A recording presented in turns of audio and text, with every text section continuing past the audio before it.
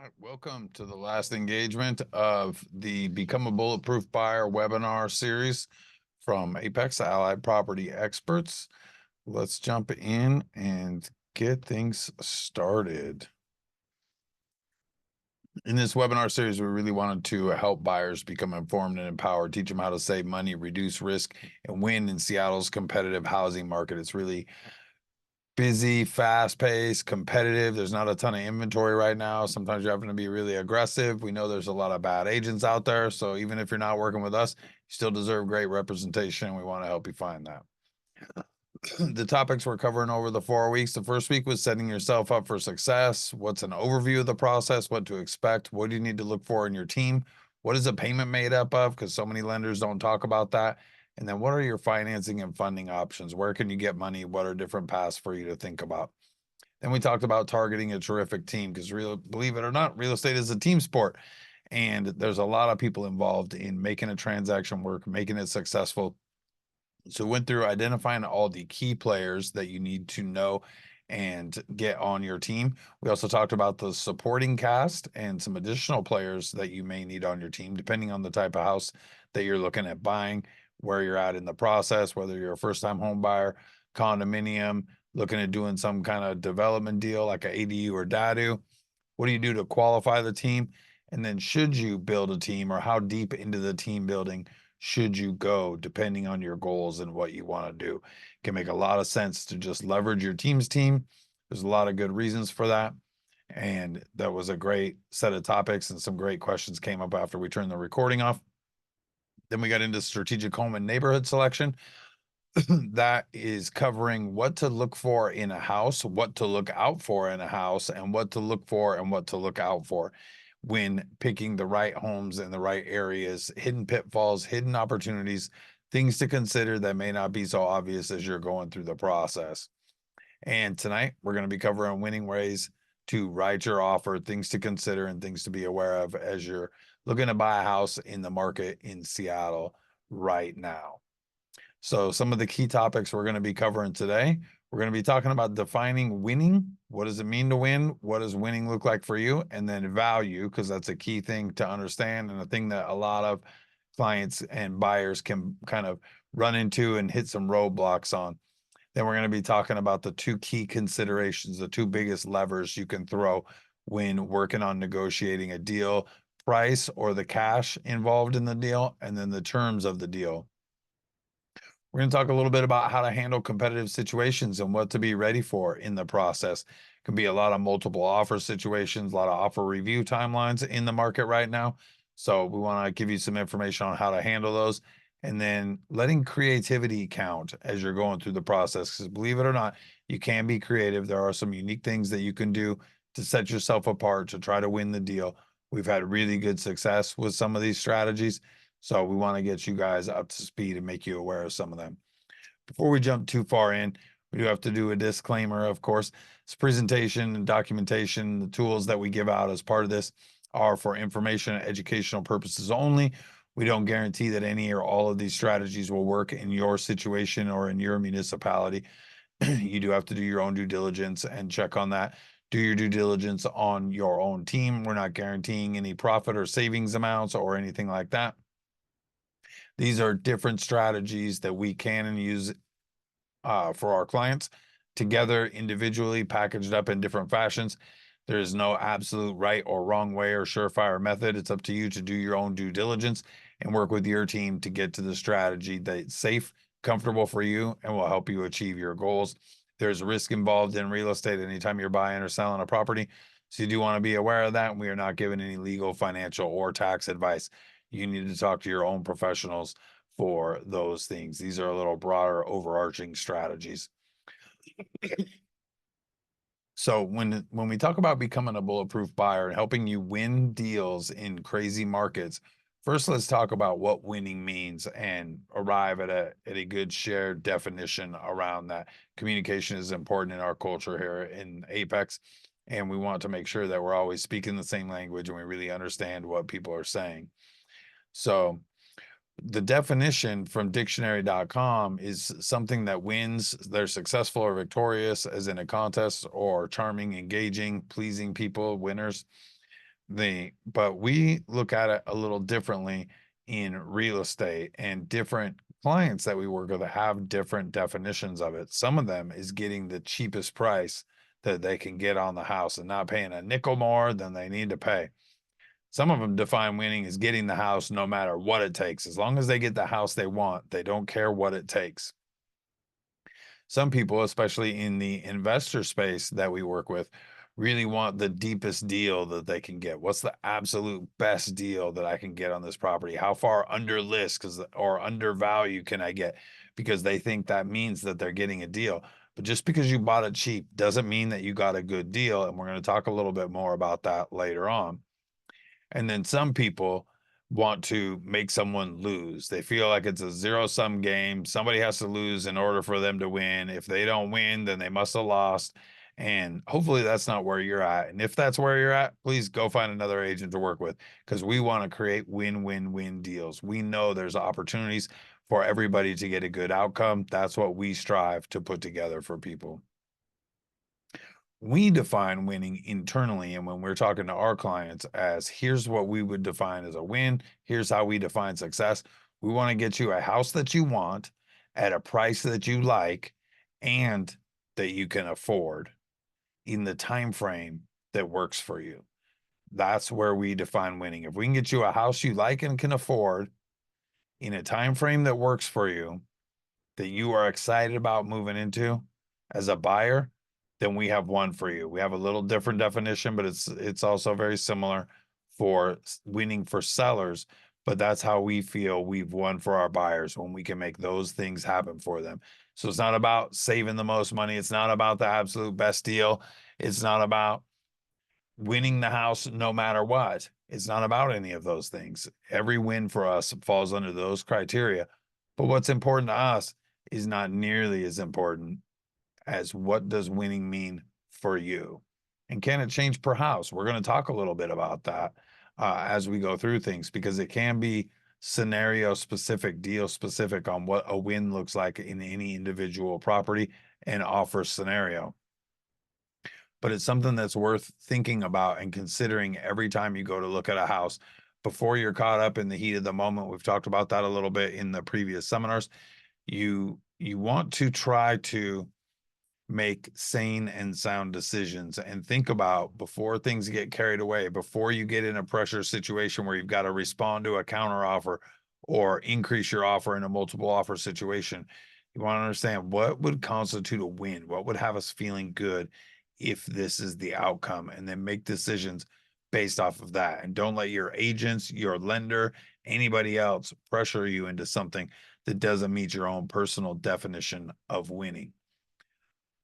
So you might be asking, what do I mean by that? How do you define it personally? Well, if the house was your like picture perfect dream fairy tale house, maybe you got a Pinterest board or something that's in your mind's eye that this is the perfect house. If I could find this, I would be so happy.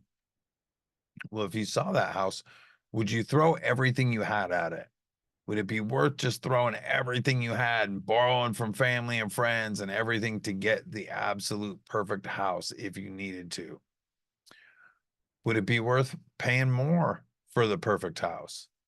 I put a kind of crazy example on the slide, right? Would you be willing to pay 500,000 more than other people for that house? Assuming you're not an investor, because they should be following some very strict metrics that they've set up for themselves on defining what a win looks like. They have a different set of criteria, or should have a different set of criteria. If you're an investor and you don't have a set of criteria, we should have a separate conversation around that. But would you be willing to pay way more than others for the house? Or does how much you pay in relation to what other people are willing to pay one of the things that you want to take into consideration when you're talking about winning? I often counsel people to not worry as much about what other people are willing to pay or what that looks like, within a realm of reason on this. If this is going to be your primary home, if this is where you're going to spend a lot of time, if this is where you're going to make a lot of memories, then it might be worth paying more than other people would pay. It might unlock an opportunity for you that is more valuable than it is to other people. Doesn't mean you're overpaying. You're paying to the value that the house is giving to you. And we're going to dig into value in just a minute.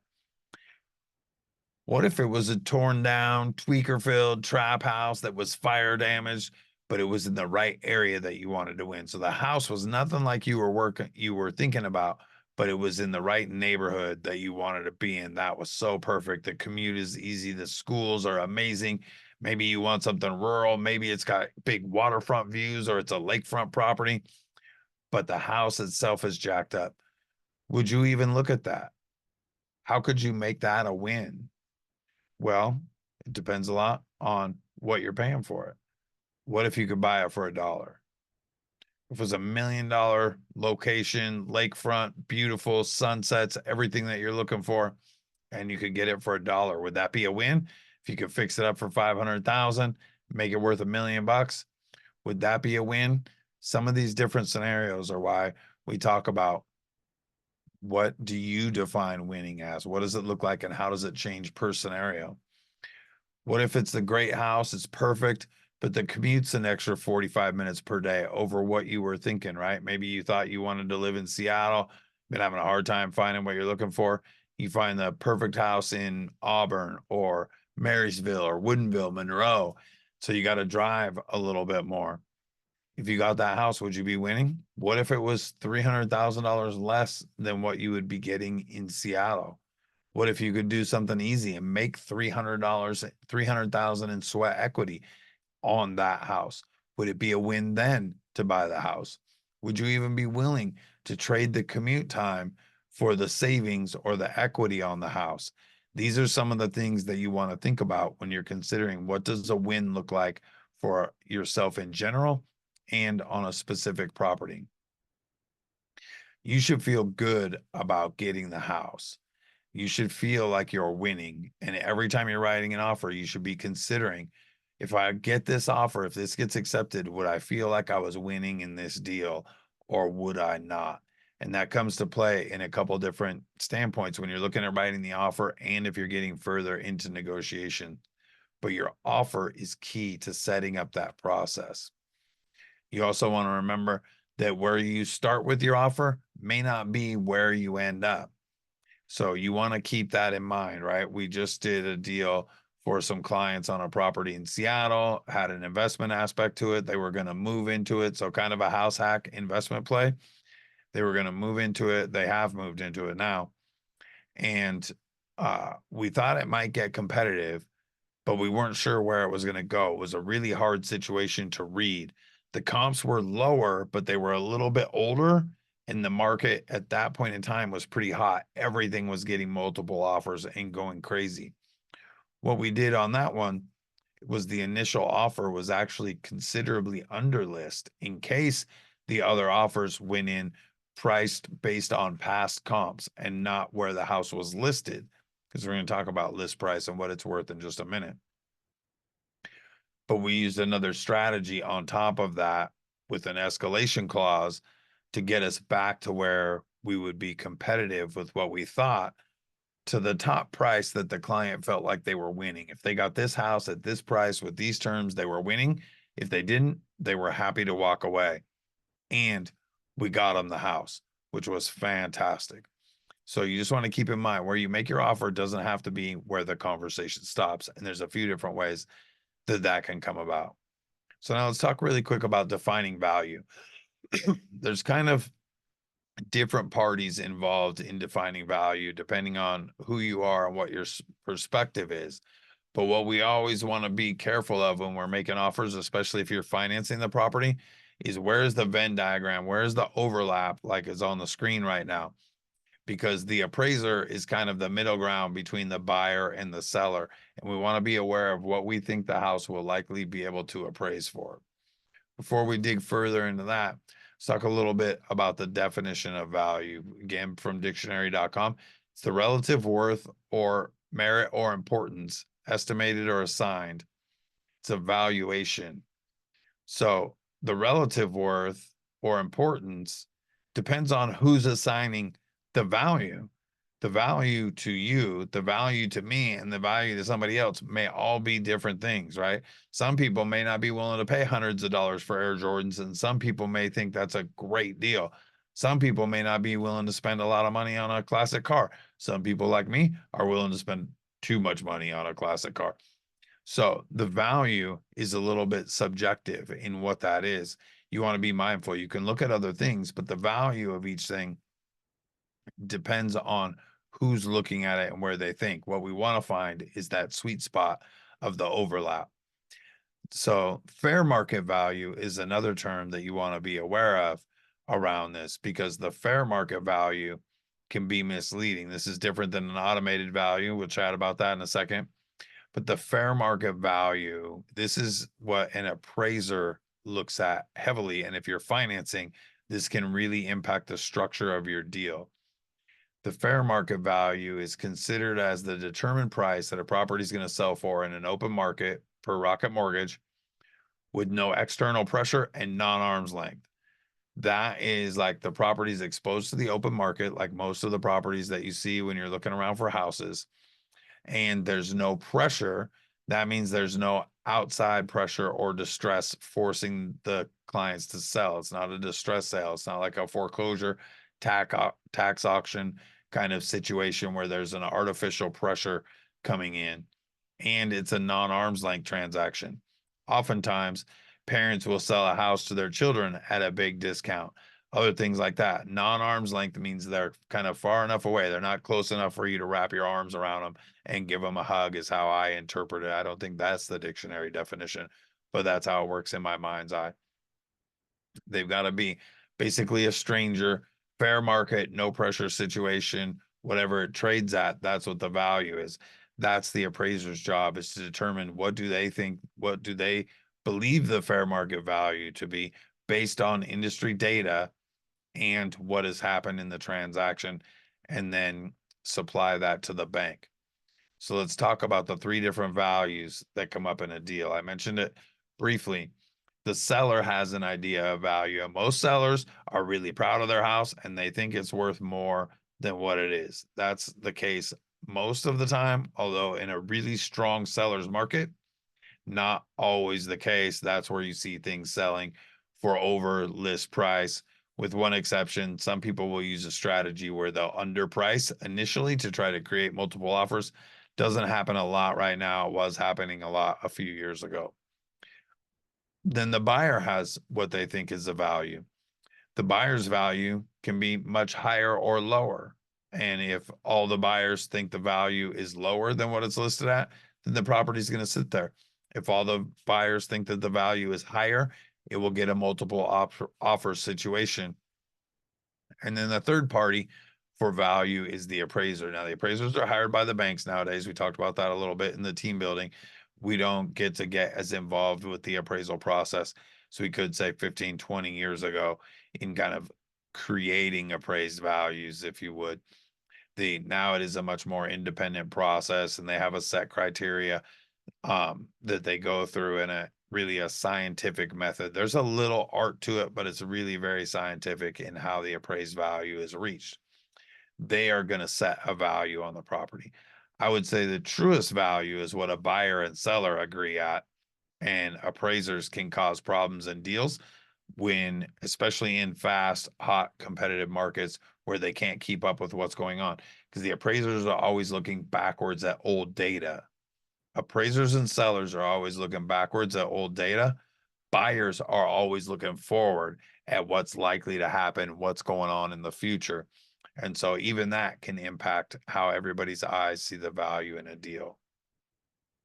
And that brings us to the value of a house is not a thing that I suggest most people get too attached to. How much are you willing to spend for this opportunity? What is this opportunity worth to you? And stick to that number, because the value is a snapshot in time. It's going to change. It's going to go up. It's going to go down, just like the stock market. It's going to move around. You'll see one house close in a neighborhood, and a week later, another house closes, and that price goes up or down, and things are always sliding around. So we don't encourage people to get too caught up in the value over time. It does depend a little bit what your goals are, what you want to do with things. If you're trying to be a flipper and really time the market, then it is a little more important. But if you're a homeowner looking to buy a home to live in for 5 to 10 years, you can be a little more detached from value because you have more time for the market to work its magic. For example, if you bought in the peak of 08, 07, right before the crash, right as it was getting to its highest high. Did you pay too much for the house? A lot of people then said they did pay too much for the house and they felt really bad about it. They felt ashamed, embarrassed, guilty, whatever it is. A lot of people in the business felt bad that their clients had spent so much, but that's what the market was saying based on market conditions at that time. That's part of why we encourage you, like, can you afford it? Does it work? So you can make a decision that you're confident with and not be trying to keep up with the Joneses as much as possible. If you needed to sell in 09 and you bought at the peak of 08, you probably paid too much because the market crashed on you.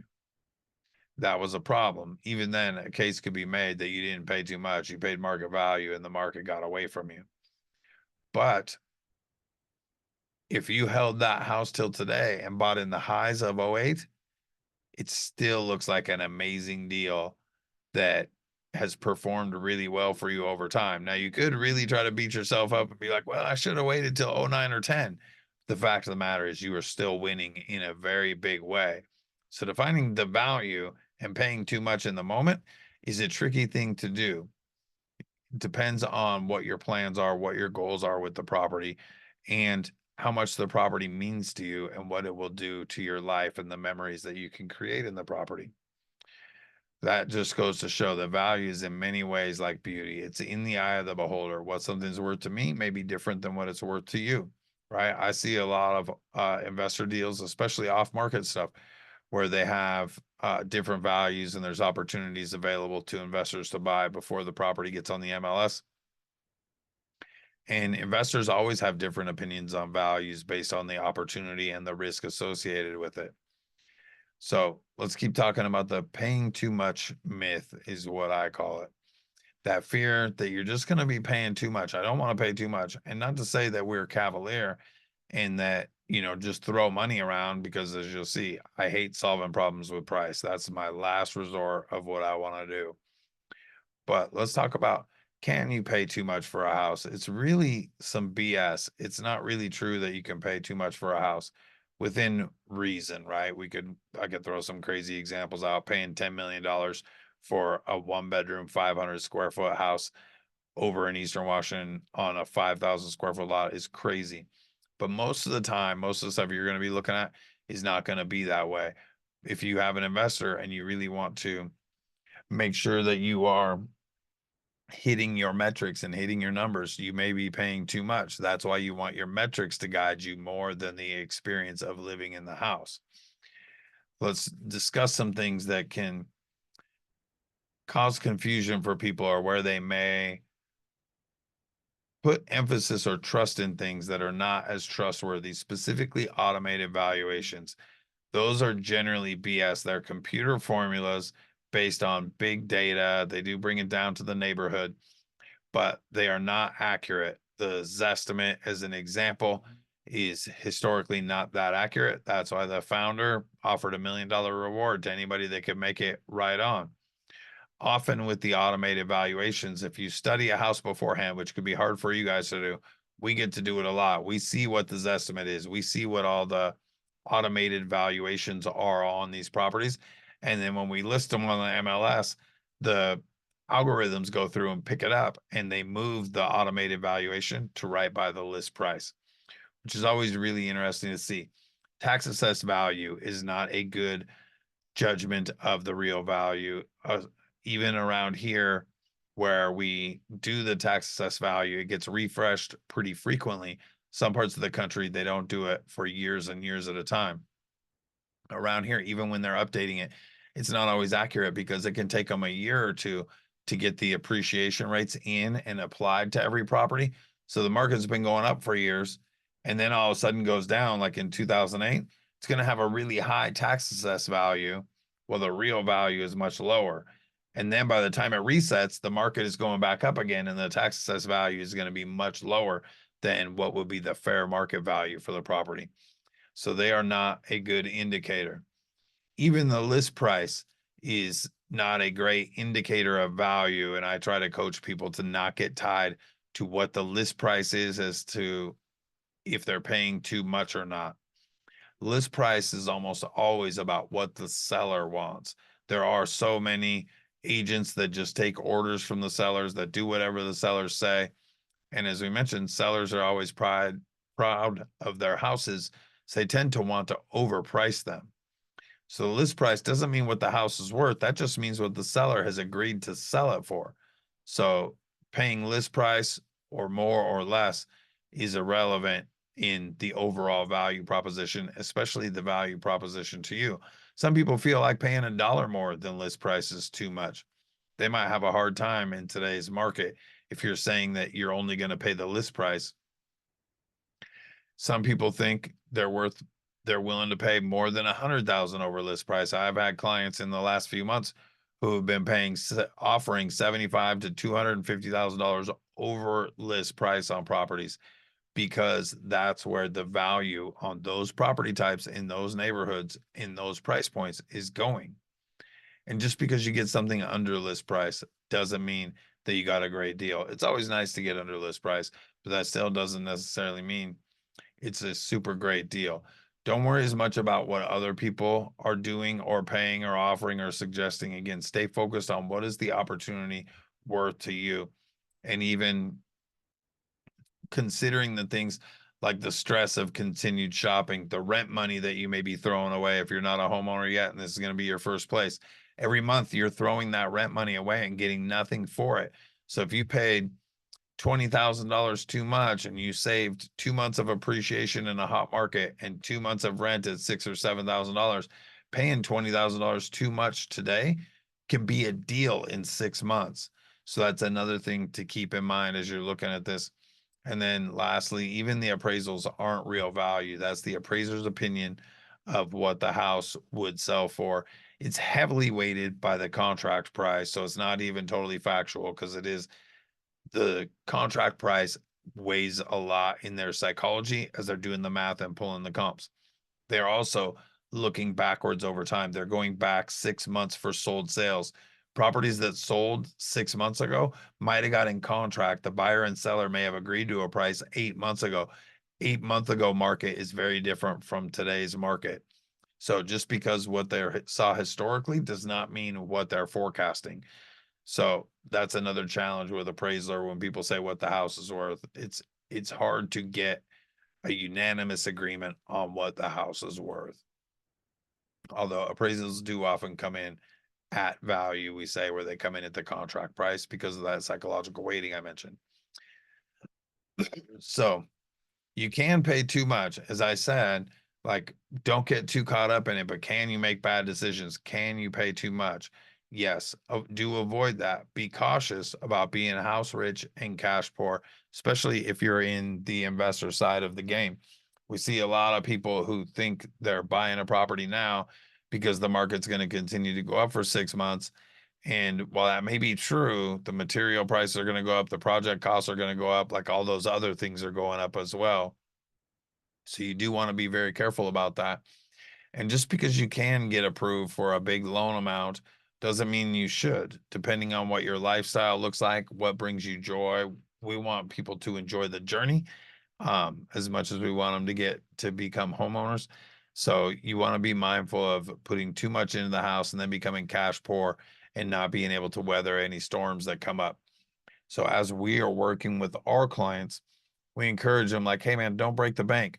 You might be able to get a loan that would approve you to a 50% debt to income ratio front and back, and you might be able to throw all that at the housing allowance. But does that mean you should? You want to be aware of that to not break the bank and be able to still enjoy life. You also, I would say, really want to protect reserves. Being a homeowner can be expensive. Now you got to pay for stuff. You don't get to call a landlord. Those of you that are homeowners have run into this: hot water heaters, roofs, windows, sidings, just the repairs and the maintenance that can come up. We encourage people and we try to work with them to keep reserves and set thresholds and do that, because there's unplanned home and life stuff that comes up. There's illnesses, there's deaths, sadly. There's unplanned work stuff that comes up. Who knows? There might be a global pandemic that shuts things down for a few months or longer. And you want to have some money in the bank, because cash really is helpful when it comes to solving problems, especially around running and operating a house. You want to be aware of being underwater if you think you're potentially overpaying. You do definitely want to be aware of that, especially if you're willing to pay up for something because it's in a great neighborhood. Let's say you're moving back to the area because you want to be by your parents who are aging and you find a house right in their neighborhood. Well, you may be willing to pay up for that to be right down the street from them and to make things so convenient. And you're willing to pay more because that's incredibly valuable to you from an emotional standpoint. But you also want to be mindful to not get so much debt on the property that you can't get away from it if you need to. You can't resell it. If you're doing a really low down payment program, that's a risk you may have to run, and you may have to hope that you can weather a couple few years until the house can appreciate enough to let you get out of it if you need to. But it is a thing to be aware of and to try to stay away from a spot where you're going to be underwater or upside down in the house. And again, if you're an investor, really do set standards and follow them. I've seen so many investors talk themselves into bad deals because they get deal fever, or they're just chomping at the bit to do something, and they get away from some of the basic fundamentals that are key to being a successful investor. That's what everybody wants to be, but they always call themselves investors. What you want to avoid is being a broke investor. So holding true to things like the 1% rule or honoring the debt service coverage ratios, which I'm not really going to get into here. Hopefully, if you are investing, you're familiar with those things. If you're not, Google them, take a look, ask us in the Facebook group what those are. We can explain them further. If you're looking at a rental property, I would use traditional rents and not Airbnb or midterm rental rents. Make sure the property will perform under long-term rentals, more standard rentals. Then you can make the deal a little bit sweeter potentially by doing some Airbnb stuff or some midterm rentals to traveling executives or nurses. But make sure the property will perform just in an everyday rental scenario. And then stay disciplined and be mindful about protecting your profit margin if you're looking at doing flips or shorter term turns. If you're looking at doing something like the BRRRR strategy, where you're going to want to try to uh, get your cash back out of the deal and still have a cash flow, you want to be mindful that you really want to stick to your standards. You want to avoid deal fever, which leads to bad decision making. So let's jump in and talk about the two key considerations, or the two big levers that you can throw when you're trying to structure an offer or negotiate a deal. There's probably over 100 different things that you could negotiate on or talk about or use to alter the terms of the agreement or sweeten the pot a little bit, but they all generally fall under two categories: cash and terms. I used to always say price and terms, but I changed it to cash and terms for how I think about deals when I'm structuring them, because it's a little more all-encompassing than just the price. So when we talk about it with our clients, we talk about the money spent and the price paid.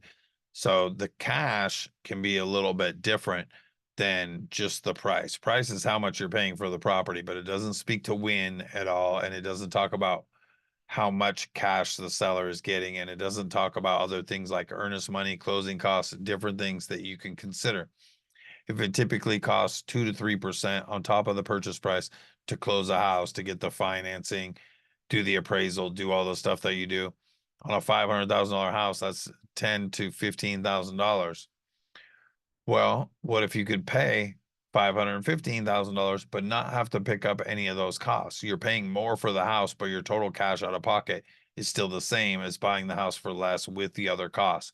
So we like to focus on total cash to acquire and price, not just price, because cash is important and a lot of people can put value in being able to keep cash in their pocket. I know that I do. If I could buy something zero down and still make it pencil the way that I wanted to versus putting 50% down, I'm going to go the zero down way and keep my cash in the bank in case life throws some surprises at me. So we're talking about the amounts of the purchase price, the earnest money, and the down payment amount, as well as closing costs when we're thinking about cash into the deal. And then there's kind of when you're starting to deliver those things, which are the terms. Terms are how and when things happen and what things need to happen to make a deal. Typically, contingencies are main terms. When is it going to close? When is the seller getting cash? Those are all terms that you can use to negotiate in a transaction. So you think about cash and terms, those are two good levers to focus on and see what you want to do. When it comes to deal negotiation strategy, at again, a very high level, there are kind of two strategies that I like to explain to people when we're looking at a deal. We can get your price and their terms, right? If you were negotiating with me, I would say, look, you can have your price, but I want my terms. Or the second strategy is we can do my price and we'll do your terms. So I'll give you an example.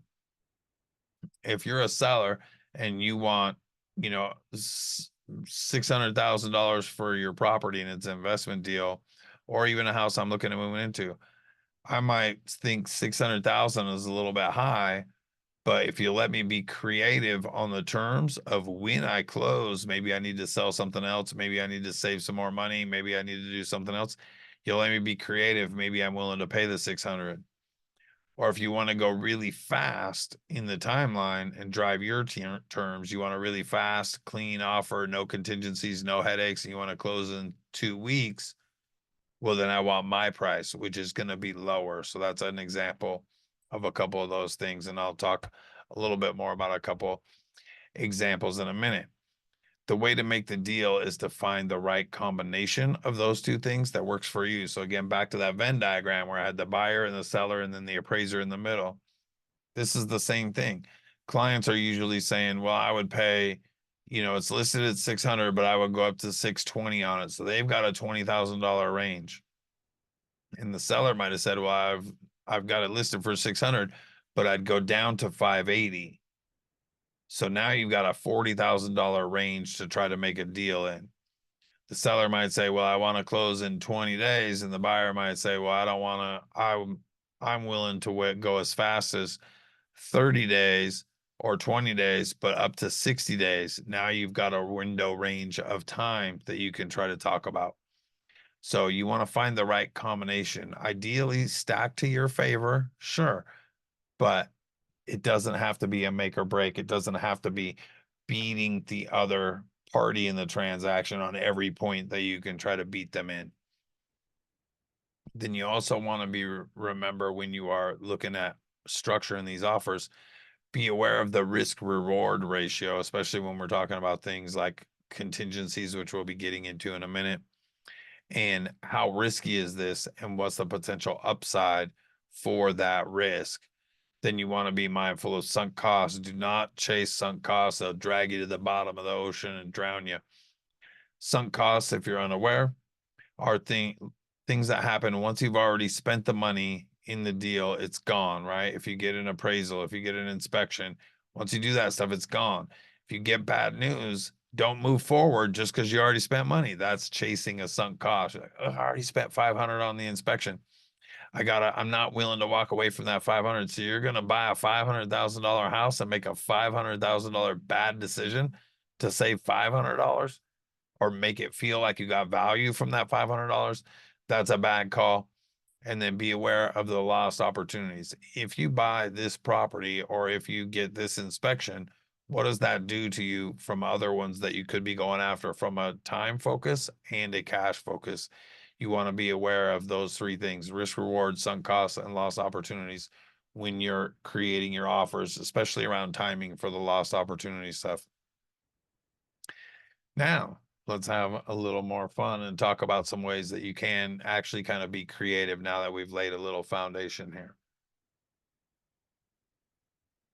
So you can be creative just with the cash side of the deal. We're not talking about terms, just with the cash side of the deal through the price of the property. Of course, you could go more, you could go less. You could do exactly what they wanted.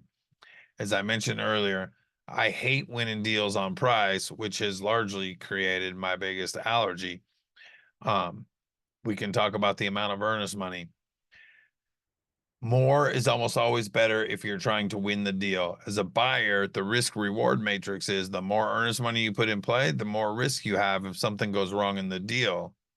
But if you want to try to win the deal without paying more on the property, you can increase the amount of earnest money that you include with your offer to show more confidence to the seller and to give them more peace of mind. If something does go wrong, they get a bigger amount of money from you to help them go back on and resell the house, which is likely going to be hard. You can be creative with the amount of down payment. Some sellers look really hard at the amount of down payment that people are putting down. An example of that, I had some clients that were willing to pay over $100,000 more on a property in March of this year than the offer that won the property. They were going to put 25% down. The seller went with a different offer that was putting over 80% cash down because the seller valued security so highly that they knew with 80% cash down, there was not going to be any potential issues with the financing.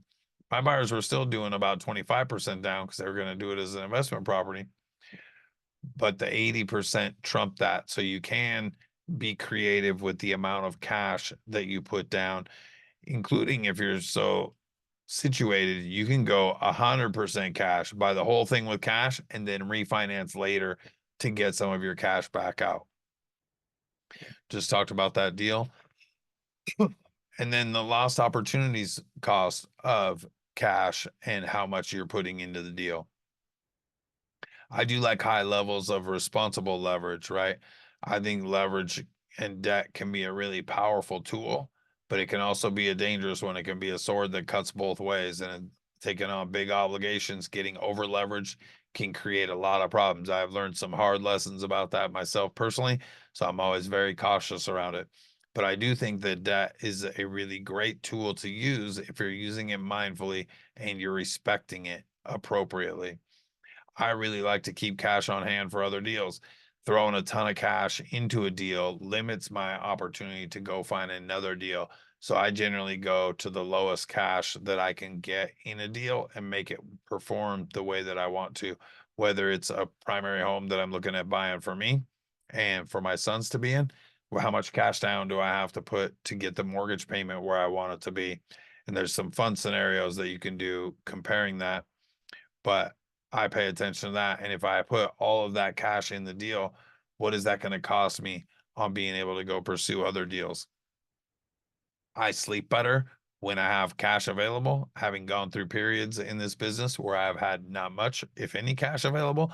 So I keep a lot of cash available and am not as aggressive as I could be because I know cash is the thing that can allow me to solve a lot of problems that show up in life around real estate or other things. So I value the peace of mind. I value that security that comes with it. So I like to keep cash on hand. You may not value that as much, which is fine, but you do want to be aware of it and be mindful of it when you are looking at these offers. I talked about the cash recapture with refinancing, buying it cash and then doing a cash out refinance on the property not soon thereafter and getting your money back. That's another way that you can be a little creative with cash. That's kind of what people are doing with the Burr style of buying houses, but they're just refinancing. They're putting debt on and then refinancing. You can do a similar thing, just all cash, but it's that second refinance to recapture your cash where it's similar to the Burr model. These are just a few of the things that we can look at when how we use cash creatively. When we're working for our clients, we're always trying to gain, insight and understanding from the listing agents and the history of the property to see where should we be creative, how should we structure our offers, and cash is one of the big levers that we like to work with. Now, let's talk about how to turn the table with terms and using them creatively. Terrific terms can make deals incredible, totally incredible, but almost never do great terms make a bad deal even good, especially if you're in the investor lens, right? Now, if getting really creative terms on a bad deal is the only way that you can get into something and you want to get into something, it can work, but just understand it's hard to make a bad deal great even with really good terms. I'm going to throw a couple examples out at you to illustrate the point that would be great terms that could make a bad deal amazing, but I've never seen anything close to them in reality. I just want to illustrate the point for everybody that's here. So some terms that you can consider are around timing of the events, specifically earnest money. And there's two things that you can look at there. How do you deposit it and what's the method? You can do from a promissory note, which not many people are going to take, to wiring the earnest money. And you can go from the next day after contract or even the day of contract to usually 3 to 5 days as long as you go. There's some investor structures that will go out further, but we'll stay in the more traditional residential sense. 0 to 3 days is pretty typical. 2 is what happens most often. And it's usually wired or a cashier's check for deposit to the escrow company. And then the escrow company holds it until closing and credits it back. So if you were buying a house for $500,000 and you had $15,000 in earnest money, let's say it was just an all cash deal, so there's not a lot of fees or closing costs or anything like that that you have to worry about. $500,000 purchase, 15,000 in earnest money means when you go to close, you got to bring another $485,000. If you run into problems, as we've talked about previously in the contingency stuff, if you run into problems, you may lose that $15,000, but at least it's still an escrow. You have a chance to fight, to dispute if you don't feel like you forfeited or you didn't perform and the seller's trying to say you did. When the money's at escrow, you can still try to fight about it and push back, which ties into the next bullet point, releasing it to them. That is a strategy that can be used. It was often an investor-based strategy, but it's made its way into the retail typical markets now. It can be very risky. Once the earnest money's in their bank account, it's way harder to get it back. Way harder to get it back. While I do have clients I will do this with, I generally advise against it. And I have a lot of language that I use to try to protect the clients in those situations, which I can't get into here just due to time and probably not wanting to play an attorney on the internet. I have had an attorney review the language that I use, but releasing it to them can be very risky, but it can be very powerful, right? If I'm buying a house and I tell the seller, hey, I'm going to give you $50,000 tomorrow because that's how confident I am, it still goes through escrow. I'll deposit it to escrow and escrow will give it to the sellers to track the record of it through the deal, but it can help me win the deal. It's a great way to win deals because of price, but there is some risk involved in that process. The timing of the payment of the cash is another way to use terms to your advantage. Do they want to do a big lump sum payment and get it really fast? Do they want to do small sums over extended periods? It's pretty rare in fast moving markets that they want to do that, but sometimes you will run into sellers who have tax considerations that they want to navigate around. So they might want to close in 2 different tax years. I've done some structured closes like in December where we've closed on half of the property or the sellers got half the proceeds this year. And then in January, they got the other half of the proceeds so they could spread their tax rate on the proceeds of the sale over 2 tax years, which saves them money. That's another way that I can try to work on terms instead of price. I told you I hate winning deals because of price. Sometimes it is the only tool that can be used. For me, it's a tool of last resort.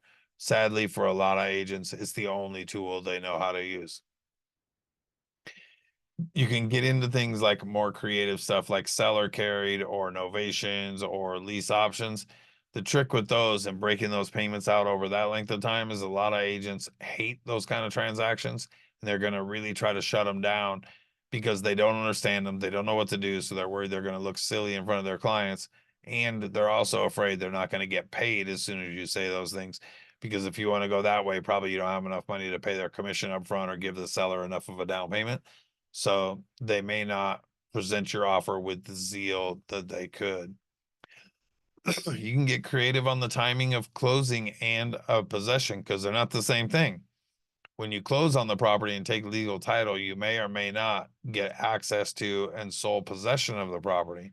A lot of sellers right now want to do post possession because they want to sell their house and get the money to be able to go shop and buy the new house. And what they want the buyers to do is give them 15, 30, 60, 90 days to stay in the house once they have the money. Well, you want to be aware of that, because if you're buying a house and you're going to have I'll keep it simple, a $3,000 mortgage, 3,300 bucks a month mortgage, they want to stay for 3 months. Well, that's $10,000 in mortgage payments that you're making that you're not getting to enjoy the property. So maybe if time is important to them and time post possession, well, there's a couple ways you can structure that up. The post possession is my least favorite. I try to stay away from that. But if they want post possession, then maybe you say, hey, I want to offer you a little bit less so that my total cost on the property is X instead of Y.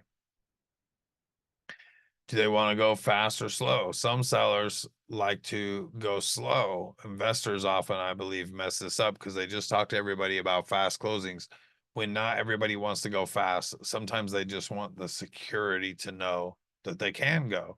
So there's things you can do around that, right? Hey, I really want to. A lot of flippers, short-term investors should keep in mind the timing of the closing and what's going to happen, because there are some less than optimal times to be trying to sell a property. So it might be worth giving the seller a little more time, even if you're paying a little more money, so that you are not getting stuck with a finished project at a time that is hard to sell and getting exposed on the market longer than you want to be, or having to sit and carry a property for more time than you would like to. And so this is the kind of crazy example that I talked about earlier. Would you pay $1 million for a house that's worth 800,000? And let's say it's not even anything fancy. It's not anything that has you really excited about moving in. Would you be willing to pay 25% more than they're asking for a house that has nothing fancy about it? Most people would say no. Like, I must be crazy. Why would I do that? I would never overpay. But now let's add an extreme term example to that. What if you only had to pay $1 a month? So you buy the house for $1 million and take title and pay them off for $1 a month for 1,000,000 months. Now, granted, that's way outside of anybody's lifespan, and that's where I said it's a ridiculous example. But if you only had to pay them $1 and you didn't have to get a mortgage and you didn't have to go do all the other stuff, and you got to control the asset and get all the appreciation, or maybe use some cash to improve the value and do all that, it's probably worth something to you to be able to live in a house for $1 a month. So you may be willing to pay a premium. Maybe it's not 200,000, but it might be something. And this is a way that you can use terms to your advantage. We have another client right now who is looking to buy a waterfront property, and they have some pretty unique requirements. And one came available, was a little outside of their price range, but they tried to go after it anyways. They were in a competitive offer situation and didn't end up getting it, but their structure was really great. It's one I've used successfully a few times, where they had to offer under the asking price for the house, but they wanted to do a seller carry deal where the seller basically becomes the bank for them, and they pay the seller the interest, which got the seller to a higher number than they were originally thinking. And the seller didn't have to have the cash right now, so it could have been a really great deal for them. The bad part is we got caught with another offer coming in while they were looking at ours that was able to close faster. It was less money than our total value, but it was more money than our initial offer without taking all the interest to term. But that can be an effective strategy to work for you. Let's talk a little bit about contingencies and whether you should waive or not waive. Those are some of the most important questions you can ask when looking at writing an offer, looking at doing a deal. And your agent should be very active in explaining what the contingencies are, what waiving them means, what the risk is, and how much of a headache each contingency is to a seller and why. If your agent cannot explain that stuff to you or is not explaining that stuff to you, you may want to look at going a different direction or finding a way to get those questions answered for yourself. Waiving a contingency means that you are satisfied, you've done the research needed, and you're no longer concerned about the contingency, or you will not dispute or have an out of the deal based on it. So I'll give a couple examples. Let's say you have a inspection contingency. and you want a 5-day inspection contingency. There's different ways to word how you waive. I won't get into all that detail here, but let's assume at the end of 5 days, if you haven't said otherwise, it's automatically waived, which is how the contracts are typically written, not how we do it, but it's how they're typically written. Then you have up to 5 days. If you don't tell the seller differently, the assumption from everyone and what you agreed to contractually is that you are good to go and moving forward on the property. And now, if you decide that you get information you don't like, you can't get out based on the inspection contingency because you already waived that one. There's title contingencies, there's information verification contingencies. There's a whole bunch of them out there. But I wanted to explain a little bit what it is. So let's talk about some of the common contingencies that you're going to run into. The title inspection contingency, the information verification, where you get to review all the documents that the homeowner's included or has for you. You can do a neighborhood review contingency. You can do all kinds of things for contingencies. And then there's a Form 17 contingency, which is the seller disclosures. Sellers need to disclose in most situations everything that they know about the history of the property. Some estate sales, some other things you don't have to do the Form 17. Most of the time you do. Then we got the inspection contingencies, is another one that almost everybody's familiar with. The most common is a home inspection. Right behind that is like a septic or sewer inspection. Then you can get into some other inspections, lead-based paint, oil tanks, soils. If you're doing something where there's a really steep slope, you might want to get a geotech contingency to study the soils. It's much less common, but there's all those other contingencies that may or may not go in and offer. And then there's financing and appraisal contingencies. Those are in almost everything that is getting financing. It's part of why it's important to get a pre-approval first and see exactly what it is and how confident are you in the financing. How many ways do you have to solve financing problems? Because the faster you can waive a financing contingency, the more you're competitive with a cash offer. So that's a good one to understand. You can also, depending on the down payment, talk about, do you really need an appraisal contingency or not? If you have a ton of cash and you don't mind sticking it in the deal, you can waive the appraisal contingency, because even if the appraisal comes in low, you can just cover the difference with cash and the bank approval will still be good. The fewer the contingencies that you have in your offer, the stronger it's going to be, the more likely the seller is going to accept it. Every contingency is a way for you to get out of the deal or renegotiate the deal. That's why sellers do not want you to have them. Also, the faster you can waive contingencies, the stronger your offer. Sometimes lately, I've seen some sellers whose agents did not put the preliminary title commitment in. Normal for reviewing preliminary title is 5 days. That's what's cooked into the template of the contract. You can change that. I usually change it to 1 day if I need to have a title contingency, so I have some time to look at it. If I see things that I don't like or questions we have, I can ask for an extension or I can get out of the deal. But the faster you can get through those things, the more confident the seller is in being able to say yes to your offer and that they get to feel good about it.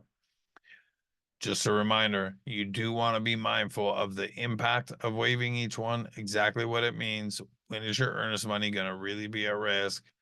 And what is the downside to if you waive it and something comes up and you can't move forward? What is the downside? Typically, that is the earnest money. At least if you fill out the contracts how we fill them out, and most people do. There's 2 options for what's to do there.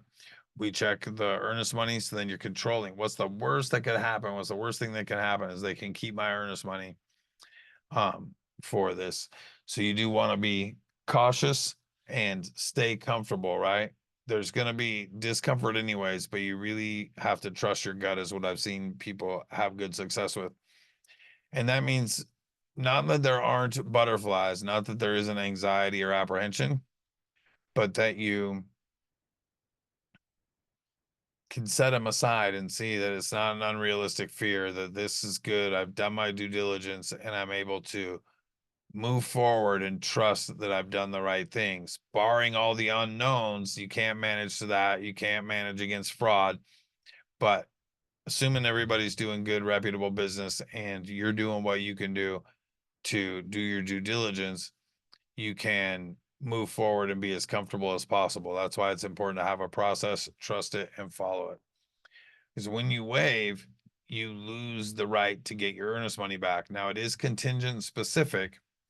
So if I have a information review period of 3 days and an inspection review of 5 days, and then a financing contingency of 21 days, if I go through the information verification 3 days and I waive it and say, okay, everything I found is good, then I'm good. Then I go through title review of 5 days and everything is good. That's awesome. If something comes up that I missed beforehand, I can't say, hey, I want to reopen this. You already waived those things. The only thing that you can still try to get out of the deal with and get your earnest money back is the financing contingency, because that's the only one that's left in the deal. But to get out, it has to be a legitimate issue. You have to make a good faith, legitimate effort to get financing and to stay financed. Otherwise, you can't just say, oh, my lender said, I don't qualify anymore. You have to provide documentation nowadays. The reason that sellers don't like contingencies, and especially when we're listing a property, our whole process is designed to get into no contingencies in the deals, that we're going to negotiate the deal one time. We're going to get in contract, and then we're all going to be on the same side of the deal, focused on getting it done for everybody. When you have a lot of contingencies, you have a lot of ways out of the deal, and that creates a lot of risk for the seller. So they don't want to do them. That's why when the cleaner offer you can write, the better suited you're going to be. Then keep in mind, when you waive one contingency, the others are not affected, and you can't go back to that contingency once you've previously waived it. So if you said everything was good with the inspection or decided not to do an inspection, and you go to the house and see a problem, you no longer have an inspection contingency to be able to negotiate. Now you can try to negotiate. You can say you're going to walk away. You're going to fight for your earnest money. You can do the things that you can try to do for leverage, but there's no guarantee. It's much heavier to try to do that. So a lot of material today. We're going to try to get through this a little bit quickly for you guys. But we'll see what we can do. There's a few slides left. Bear with us. Thanks for being here. Hopefully you're getting some good use. One thing that can be really powerful, again, staying away from price. I hate solving problems with price, is the timing of the offer. Do you want to go early and go really strong? Or do you want to wait and go at offer review? Or do you want to wait even longer and see if the property survives and maybe the seller starts to get a little bit desperate? I look at which one to do, very case specific, right? Of the couple of the clients that I've been talking about earlier, we have tried multiple strategies. Sometimes we wait for offer review. Sometimes we wait and see if it survives offer review, because they don't like the house enough to want to get competitive. They like it enough if they can get a deal, but they don't want to get in a competitive situation. So they don't write to see if it passes that deadline, and then they can go in one-on-one. We also have done a deal. Actually, one of the deals that we just won was we went in early. The house came on like Wednesday night or Thursday, and we wrote an offer on Friday. Offer review wasn't until Tuesday, but we still put the offer together and went at it pretty aggressively and ended up winning. So you can focus on stacking the deck. How can you use the right combination of cash and terms to create a really compelling offer that the seller's going to have a hard time saying no to, and that the agent should be excited about? Whenever possible, do your due diligence up front. If something comes on Wednesday and you've got offer review next Tuesday, start doing your due diligence, the stuff that you can do. If you want to get an inspection, if they had an inspection, get it and go look at the house and look at the inspection items. The more of that you can do before you submit your offer, the cleaner the offer you can submit. You can do your own pre-inspection. If the seller has an inspection, I'll usually just encourage people to go that way, but you can usually do your own inspection in advance of writing an offer. The pro to that is you can be very confident about what's going on in the house and that it was your people that did it. There's no potential distress or anything that the homeowner's putting on the inspectors. There's no relationship where the inspectors may be willing to be out of integrity. So it can be good. Usually I just go with the one that was provided if they have it, and then use my experience, my eyes and ears to give the clients some info around it. The downside is if you're doing an inspection, they can be $500 to $900 pretty easily if you include a sewer scope. They can't get even further north of that on really big properties. The risk to getting your own inspection in advance, let's say it's $800.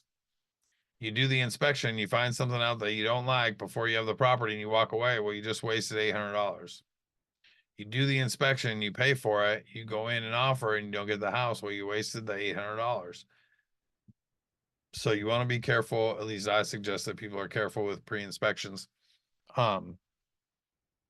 Because they can also add up, right? 10 pre-inspections. If you got to go right on 10 places, which isn't out of the world in this market, and you did your own pre-inspection on every one of them, that's $8,000 in pre-inspections with no properties to show for it until you get mutual on something. So that's another con for those.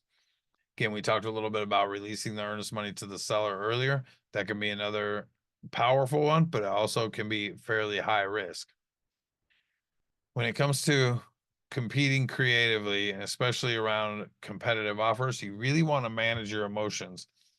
Be prepared. Understand when you're signing the offer, especially the first time when you're in the shopping period, the first time you're going through the offer and signing it, it's a nerve-wracking thing. Then it gets submitted to the other agent. Then you got to sit and wait and hear, and it's tough. And sometimes you're going to hear a no, and that sucks. But just manage your emotions. Understand that it's part of the process for almost everybody. And then prepare for, but don't expect a counter offer, especially if there's an offer review or potential multiple offer situation. They may counter you back and they may tell you, hey, here's where you need to be, update your offer. They may talk your agent through what they want to do, and then you redo the offer. They may say a blind, hey, submit with highest and best. You're in the top 3. Come back with your highest and best, and we're going to pick one of them. They may do all those things, but they don't have to do any of those things. And I had a property again in March that we went after, and the buyer was pretty new in the process, didn't want to get too caught up in things. They hadn't done a lot of the work that we suggest around setting the standards, setting the parameters, being ready to go when you're not in the heat of the moment. So we got ready to make an offer. They backed off by 25,000 from what we had agreed to. We agreed at the property what we thought it was going to be. After a little time to think about it, they backed off by $25,000, about 3% in this price range, about $900,000 property. We ended up not getting the property, but would have got it had we gone 3% higher. Like we would have had it in that instance. The agents don't have to give you a call to give you a chance to sweeten your offer. It's great when they do. I think it's in the best interest of their client, but not all of them do it. Maybe they don't know how. Maybe they're lazy. Maybe they're just typical real estate agents. But be prepared to get a counter. Be prepared to relook at it, but don't expect a counter offer because it may not come. Then try to avoid unguaranteed bumping. I don't like being leveraged, which ties into my deadly allergy. Offer shopping. I don't like submitting offers and then getting worked against somebody else based on my offer. So the unguaranteed bumping is a phrase that speaks to, okay, I submit an offer and somebody else submits an offer and we're both really close. Maybe I'm winning a little bit. Now the agent's going to take my winning offer and go to the other offer and say, hey, we got another offer. It's a little better than yours. What can you do to sweeten it up? Let's say I was winning by 25,000. And they might even float out like, hey, if you could come back at 40, 50 grand higher, I think you got the deal. That agent resubmits at 50 grand higher. The agent gets it. They call me back. Hey, we got another offer in. You've got to be about 75 grand higher than where you are right now to get the deal. I try to stay out of those situations. There's a process that we can go through to avoid that. Most of the time, we're very effective with it. But I do that because I'm so allergic to getting my offer shopped and just being leveraged for somebody else to get the deal. And then my clients helping the seller get a higher price, but my clients don't get the benefit of having the house. So I take that into consideration when offering. You want to be creative and see what you can do, but you don't want to be overly cute. Don't cute yourself out of a deal. Try to just figure out what the seller's looking for, what they want, what's important to them, and then deliver that. Don't be overly complex. And don't be too much headache, right? Simple sells. If you can keep it as simple as clean as possible, it's easy for them to understand and get comfortable with. When you get really cute and get really exotic, it can intimidate people. They can not want to do it, and it can be too much for them. If you have a seller who's down for that, you can have a lot of fun. but it's not always the case. And then be thinking outside of the box on different things that you can do to try to win the offer, right? Are there things that you can find out about the client that may be important to them? Maybe it's a vacation, maybe it's tickets to a game, maybe it's some kind of experience of shows coming into town. Depending on what they're into, you may be able to include that, right? I have a friend who has really good Kraken tickets, the hockey team here, and they're right on the glass, like right on the glass. And I know I can buy some tickets from him because he's got season tickets. I can buy them to give away to clients. So I know I could get those tickets. I know the price for those tickets, but my price for those tickets and like $100 or $200 gift card to get some beverages or food at the game might be less than the value that I could get if it was a tie offer, right? If we both came in at the same price, same closing day, same everything, but I was throwing in some tickets, they're probably going to take my offer. And I think it just shows good thinking and a willingness to do the deal. Definitely do not cute yourself out of a deal. People often talk themselves out of deals. You want to be careful with that. Don't get too cute. Watch for your agent trying to get too cute. If you want the house, then make sure they protect that and try to get the house. Touch on escalations a little bit and then we'll be wrapping up. So should you shoot your shot or escalate or both? I've talked about a couple different examples that I've done. When we talk about shooting your shot, you're just going with your best offer up front, highest and best out of the gates, as strong as possible to try to get them off the market and in agreement with you. It's generally going to be over list. It's generally going to be substantial earnest money. It's generally going to be a close fast situation. But you're not going to be, to make this effective, you can't worry about, oh man, am I overpaying? Is this too much? You're just going to want to come with the most that you feel like you're winning on this house if you get it and make that offer. You may be paying much more than other people, but that shouldn't matter. If you're getting the house that you like at a price that you want in a timeline that works for you, that's the more important thing than paying more than others, in my mind. Or you could use an escalation clause. An escalation clause means you'll beat the next offer by X amount. So I've used that a fair amount lately. You can escalate from, $100 up to a million or millions of dollars over the next offer. So if you were going to offer $1 million and I had an escalation clause to escalate by 50,000 up to 1,000,001, and I was writing at 950, your $1 million would make my offer $1,050,000 because it's now $50,000 more than the other offer is in, which speaks to you want to make it a meaningful amount. Probably if you're in that close of a situation, $1,000, $10,000 may not be a needle mover for the seller. If the other people are cash or faster or cleaner, you're going to want to try to make it a meaningful amount. And you never know what that is until you get feedback from the listing agent. And then account for contingencies or weaknesses in the house, the property, the neighborhood, what's going on with it when looking at should you shoot your shot or should you escalate, and make sure you're being cautious and careful about those. You can also do both, right? I've done this a lot where a house is listed, let's call it 800, and I go in at 820. So I'm coming in over list, shooting my shot already. So if everybody just comes in at list price, I'm 20 grand stronger and I should be in good shape and moving them out of the way. Then I can add an escalator to that. So I can come in at 820 because I don't have to offer list price. I can offer whatever I wanted. I can come in at 820 and then I can put a, $15,000 to $25,000 escalator on that. Let's say it's 15,000 and I'm willing to go to 850. So I could escalate twice on that, which can be a really good way to go. One thing that people always ask is, how do I know if I'm doing an escalation that they're not just telling me this or they're not giving me some story? When you do an escalation agreement and the seller accepts it, they have to provide you the competing offers that triggered your escalator. So they don't just get to say, oh, this is it. They have to give you the actual offer. And then you can call the agent. You can see what's going on. And is it really a real deal? We will do that to research, like, hey, is this legit? What's going on? And make sure they didn't just have their friend write an offer on the property to trigger your escalator. Not saying that happens. Not saying it couldn't happen. So you do get some good peace of mind around the escalation agreement with versus just shooting your shot if you're sensitive to paying more than other people and you'll be unhappy thinking you paid way more than other people instead of enjoying your house. Escalators can be great things for that.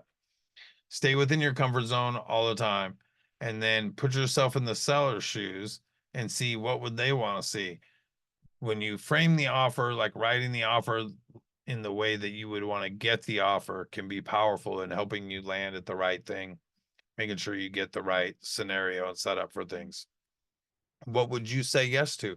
If you were them and you were looking at maybe competitive offers, multiple offers, hoping to get into a competitive situation, what's something that you think you would say yes to in that situation? Fast close, no contingencies, going under list price. What would you think you would say yes to? Do you want to go with a much longer close with contingencies and go over price is another strategy? What do you think they would want? And that's where it's important for good agents to do some research and understand what the sellers are looking for, get a feel for the listing agent to try to be able to tailor the offer.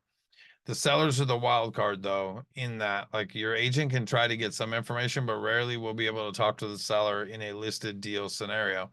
So you're going to have to try to get some innuendo. They're going to have to try to read some tea leaves and see exactly what's going on.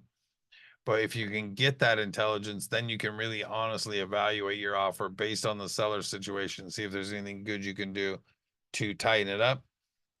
And lastly, ask yourself a question. How will you feel if you miss the house by X amount of dollars? This is a question I do almost every time with our clients. Let's say the house is listed at 900,000 and they say they're willing to escalate to 925. I say, hey, no problem. I think that's fantastic. I think it's good. Let's say I think the comps support it. All that stuff is good. Let me ask you, how disappointed would you be if the house sold to somebody else for 930 instead of 925, 940, 950? And they say, oh, I'd be crushed if it sold for 940 because I'd be willing to pay more. Okay. Should we adjust the escalator and let you account for that so that you don't have to feel that sense of sickness, right? There's nothing you can do if you're financing and a cash offer comes in. There's nothing you can do if you're financing and somebody comes in with a massive down payment on the property to create a lot of security. But you want to be aware of what would I do if I could do it? Once you arrive at that, check your comfort zone again. Each situation is unique. Map your strategy accordingly, right? You might write an offer on one house that you're only willing to go to list price on because it's a little bit of a neighborhood compromise. It's a little bit of a floor plan compromise. The lot you don't really like. So you want to understand, how would I define a win in this scenario versus the next scenario might be perfect house, perfect neighborhood, perfect floor plan, all updated. You can move in there and be happy for the next 20, 30 years. You might be willing to offer more for that. You might want to quit the house hunting. You might be having a baby. You might have just got transferred here and you have a stipend from your work where they're going to pay your rent for so long, but then you got to be in a house. So getting the house versus what you're paying or how creative you're getting are going to be the biggest priority for you. You want to keep all that stuff in mind and then make your decisions. Quick recap of what we covered today before I shut the recording down and we get into some questions. We define some terms like winning and value, escalation agreements, and how they work. We did a little myth busting, talking about paying too much and how likely is it, how probable is it, where's your perspective on that. Talked about using cash creatively and turning the table with terms.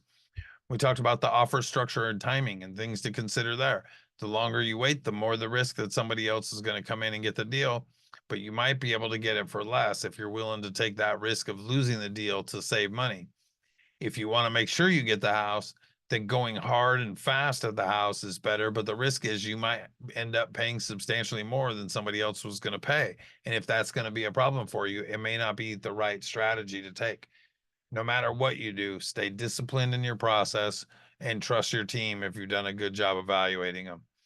Looking at the series in a whole, we covered the setting yourself up for success. We covered how to target a terrific team, covered strategic selections of your home and the area, and then winning ways to write your offer.